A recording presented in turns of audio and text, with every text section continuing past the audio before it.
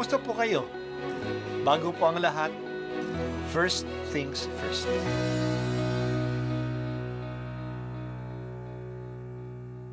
Good morning po. Sinisimulan po natin ngayon ang first things first.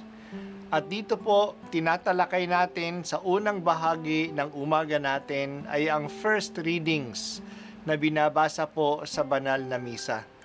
Ito pong tinatalakay natin kasi madalas po marami na tayong alam tungkol sa gospel readings. Pero konti po ang nagsasalita sa first readings. Pero ang first readings, bahagi din po yan ng Biblia, ng banal na kasulatan. Kaya susubaybayan po natin ang mga first readings, basahin po natin at kuminsan kailangan ng basahin ng 2 o 3 beses bago maintindihan kasi hindi po tayo familiar sa mga istorya at sa mga kaisipan na tinatalakay dito. Ang pagbasa mula sa aklat ni Propeta Isaias. Noong mga araw na iyon, ipinasabi ng Panginoon kay Akaz, "Humingi ka sa akin ng palatandaan, maging sa kalaliman ng Sheol o sa kaitaasan ng langit." Sumagot si Akaz, "Hindi po ako hihingi, hindi ko susubukin ng Panginoon." Sinabi ni Isaias, "Pakinggan mo, sambahayan ni David, kulang ba ang galitin ninyo ang mga tao, na pati ang aking Diyos ay inyong niyayamot? Kaya nga't ang Panginoon na rin ang magbibigay ng palatandaan. Maglilihi ang isang dalaga at manganganak ng lalaki, at ito'y tatawaging Emmanuel." Ang salita ng Diyos. Salamat sa Diyos. Naging mayabang si Haring Akas ng kaharian ng Huda. May bantang sasalakayin ng Jerusalem ng kaharian ng Israel at kaharian ng Syria. Natatakot siya, pero noong inalok siya ng Diyos na huwag siyang matakot kasi ang mga banta ng pagsasalakay ng mga kahariang ito ay hindi mangyayari, hindi siya naniwala. Sinabi ni Propeta Isaias na magbibigay ang Diyos ng tanda na hindi siya pababayaan. Humingi siya na kahit anong tanda at ibibigay ito sa kanya ng Diyos. Ayaw niyang humingi ng tanda. Hindi siya naniwala. Pinagalitan siya ng propeta. Pero kahit na ayaw niyang humingi ng tanda, magpapadala ang Diyos ng tanda.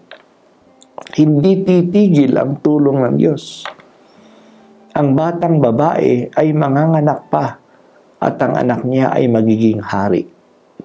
Kaya magiging tanda siya na hindi sila iiwanan ng Diyos. May 2 level na kahulugan ang tandang ito. Ito'y tumutukoy sa batang asawa ng hari na noon ay buntis. Manganganak ang asawa niya at ang anak na ito ay susunod pa sa kanya na maghahari. Ibig sabihin na hindi matatalo ang Jerusalem ng 2 kaharian na nagbabantang sasalakay sa kanila. Ang 2 kaharian ito ay masisira. Sisirain sila ng empero ng Assyria. Ganun nga ang nangyari. Patuloy ang paghahari sa Jerusalem. Nasira ang Assyria at ang Israel. May pangalawang level pa na kahulugan ang tanda. Hindi lang isang batang babae ang manganganak. Ang manganganak ay isang birhen at ang anak niya ay talagang magiging tanda na sumasa atin ng Diyos, Emmanuel, kasi siya mismo ay Diyos na naging tao.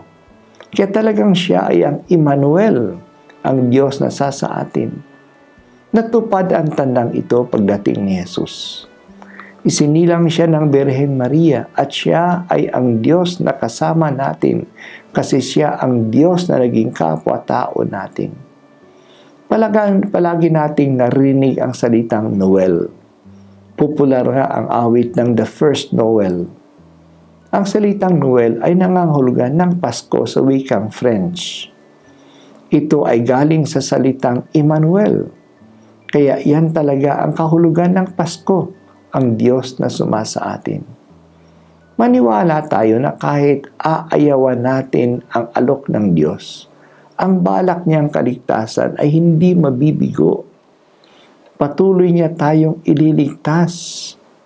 Ang tanong lang ay, tatanggapin ba natin ang kanyang alok? Magiging kasama ba tayo sa kaligtasan ito? Malapit nang darating ang dakilang hari natin. Buksan mo po, Panginoon, ang aming puso upang tanggapin ka namin. At ako po ay si Bishop Broderick Pabilio dito sa First Things First.